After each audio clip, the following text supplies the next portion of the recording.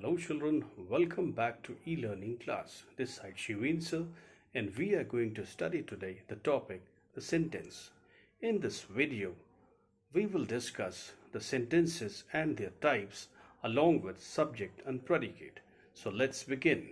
So children, let's start the sentence. But before that, let me explain you phrase. What's a phrase? A phrase is a group of words that doesn't have a subject and predicate. It means it will be a group of words. There will be a collection of some words in a proper order, of course, but this collection will not have any subject or verb. For example, if we see, my favorite poet is Rabindranath Tagore. Once upon a time, there lived a lion in this forest. The man with the big suitcase was looking suspicious. The man sat under a tree. In all these four sentences, children, the underlined group of words are phrases. Now let's try to understand what's a sentence. A sentence is a group of words that makes complete sense, or a sentence is a group of words arranged in an order so that they make complete sense. Let's look at the following examples. I bought an umbrella yesterday. Umbrella and bought yesterday I. Which collection can be called a sentence? Of course, the first one, I bought an umbrella yesterday. In second one, have been we for 2 hours working. We have been working for 2 hours. Of course, here also we have been working for 2 hours. In the third one, on my birthday a precious gift got I got a precious gift on my birthday. This one can be called a sentence because the words are in a proper order. And in the fourth example, hurrah, we have won the match, is a correct example of a sentence, whereas the second one, hurrah, the match have we won, cannot be called a sentence because the words are not in proper order. So children, we have seen here that every group of words cannot be called a sentence unless and until the words are arranged in a proper order, and the group of words must have a subject and predicate to be called a sentence. Children, keep in mind that every sentence must start with a capital letter and every sentence must end with a proper punctuation mark like a full stop, a question mark, or an exclamation mark. Children, we have seen what is a phrase and what is a sentence. Now let's discuss what is a clause. A clause is a group of words that has both a subject and a predicate. Clause is quite similar to sentence. Let's try to understand more about it. Types of clauses. Clauses can be divided into principal clause and subordinate clause. Principal clause can also be called main clause or independent clause. As it is very clear by the name itself, principal clause. The clause will not be dependent on any other clause, and that is why principal clause can be called a sentence. But unlike principal clause or main clause, we cannot call subordinate clause to be a sentence because it is a subordinate. It is dependent on the principal clause. It has no existence of its own. However, it will have a subject and predicate, yet it will remain a subordinate clause and it requires another clause, that is to say the principal clause, to complete its sense. Let's try to understand through examples. He took an umbrella with him because it was raining. If we talk about he took an umbrella with him, it's a sentence, it's a clause as well, but what kind of clause it is? Let's decide whether it is principal clause or subordinate clause. He took an umbrella with him, it's the principal clause because it doesn't require any other sentence to complete its sense. It is complete in itself. So that is why it is the main clause. It is an independent clause. Now the second part, because it was raining. This part is subordinate clause. Why? Because it was raining. It depends. It requires a sentence. It is based on another sentence. It doesn't give us complete sense because it was raining. Don't you think it sounds incomplete? And that is why we call it dependent clause or subordinate clause. Now let's see the other example. As soon as the thief saw the police, he ran away. So in this sentence, we can see two sub-sentences, two parts are there. One is as soon as the thief saw the police. The next one is he ran away. In this, as soon as the thief saw the police is the subordinate clause. He ran away is the principal clause, because he ran away gives us a complete sense. But can we start a sentence as soon as the thief saw the police? Then it sounds that we require some more thing about it, more information about it. And that is why this clause will be dependent clause or subordinate clause. Now let's study subject and predicate. What is a subject? The part of the sentence which names the person or thing we are speaking about is called the subject of the sentence, and the part of the sentence which tells something about the subject is called the predicate of the sentence. Let's try to understand through examples. The storybook is very interesting. What is the subject in the sentence? The storybook. And what's the predicate? Is very interesting. Walking is good for health. Subject is walking. Predicate is good for health. The moon shines at night. About what we are talking? We are talking about the moon. So the subject is the moon. And what we are talking about, the subject, that is shines at night. So shines at night, the predicate. In the same way, the students are decorating their classroom. Who are decorating their classroom? Who are the doer of this work? The students. So the subject is the students. And what is said about the students?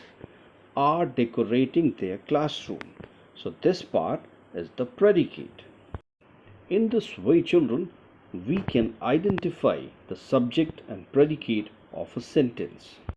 Now let's see the classification of sentences. On the basis of function, sentences can be classified into 5 types: assertive sentences, interrogative sentences, imperative sentences, exclamatory sentences, and optative sentences.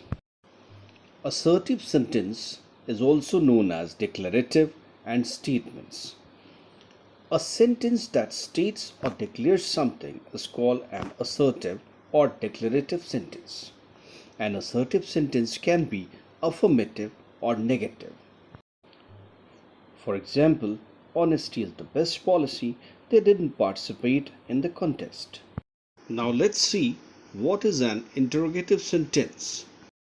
A sentence that asks a question or makes an inquiry is called an interrogative sentence. Do you help your parents at home? What do you like to read most? Take care, children. To end these sentences, we must put question marks. What is an imperative sentence? A sentence which expresses a command, a request, or an advice is called an imperative sentence. For example, take off your shoes outside before you enter the lab. Don't touch the electric wires. Come here, go there. All these examples are of imperative sentences. Now let's see what's an exclamatory sentence. An exclamatory sentence expresses a strong or sudden feeling of joy, sorrow, wonder, or regret. We are not already prepared for it. We just blurt it out. Just we hear a news, just we see a sight, and we just speak it out. For examples, alas, I have lost the match. What a nice fellow you are. After seeing the Taj Mahal, the tourist Just out of surprise, he just said in an amazement, "What a wonderful piece of monument the Taj is." Children, don't forget to put a mark of interjection at the end of the sentence or at the end of the exclamatory word. Now let's see the fifth kind of sentences, that is optative sentence.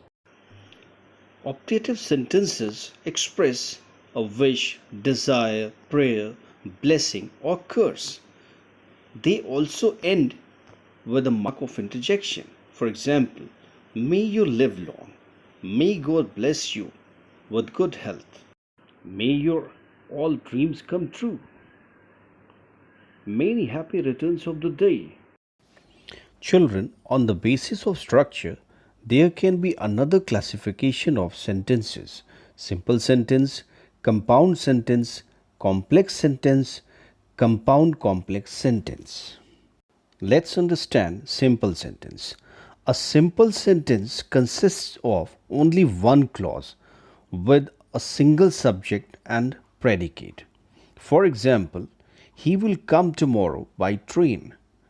The members elected Rajiv their leader. The naughty boy broke the window.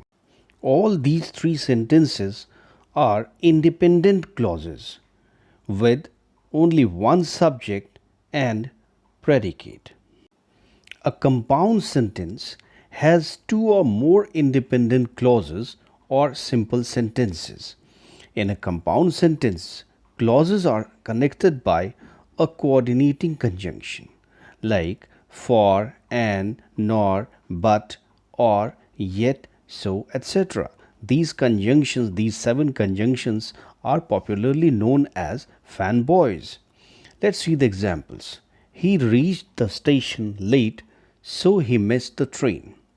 He got the first position, yet he was not happy. We waited at the hotel for 2 hours, but he didn't come. In the first example, he reached the station and he missed the train. These are independent clauses and these are added with the conjunction so, which is a coordinating conjunction. In the second one also, he got the first position, he was not happy. Both of these sentences are independent clauses and they have been connected by the coordinating conjunction yet. And in the third example, we have seen we waited at the hotel for 2 hours. One clause, it is independent. He didn't come, another independent clause, and both of these clauses have been combined with the coordinating conjunction but. So, all these 3 examples are of compound sentences. Now, let's discuss complex sentence. A complex sentence has one principal or independent clause and one or more dependent clauses combined by subordinating conjunctions like that, after, before, because, if, since, as, when, while, although, until, who, whose, whom, etc. Let's see the examples. He missed the train because he reached the station late. Do you know where he has gone? He realized that he had committed a mistake. In the first example, he missed the train is the principal clause and the second clause, because he reached the station late, is the dependent clause or subordinate clause. And in the same way, in the second and third sentences, do you know is the principal clause, where he has gone is the subordinate clause. He realized is the principal clause, that he had committed a mistake is the subordinate clause. The compound complex sentence has at least 2 independent clauses and at least 1 dependent clause, as it is very clear by the name itself, compound. Compound means 2 independent clauses and complex means at least 1 subordinate clause. Let's see the examples. He is very intelligent, but his success is doubtful because he is careless. In this example, the 2 independent clauses are he is very intelligent and but his success is doubtful. And the dependent clause, that is subordinate clause, is because he is careless. In the second example, he ran very fast and but he could not catch the train. These two are independent clauses. Because the train was at full speed, it is the dependent clause or subordinate clause. Similarly, in the third example, as soon as the hare woke up, this is the dependent clause, that is subordinate clause, and he ran very fast, independent clause, but the tortoise had already won the race, also independent clause. Well, children, I hope that your concept is clear regarding classification of sentences on the basis of function and the classification of sentences on the basis of structure. Well, this is all about the chapter. See this video again for a better understanding. Thank you, children.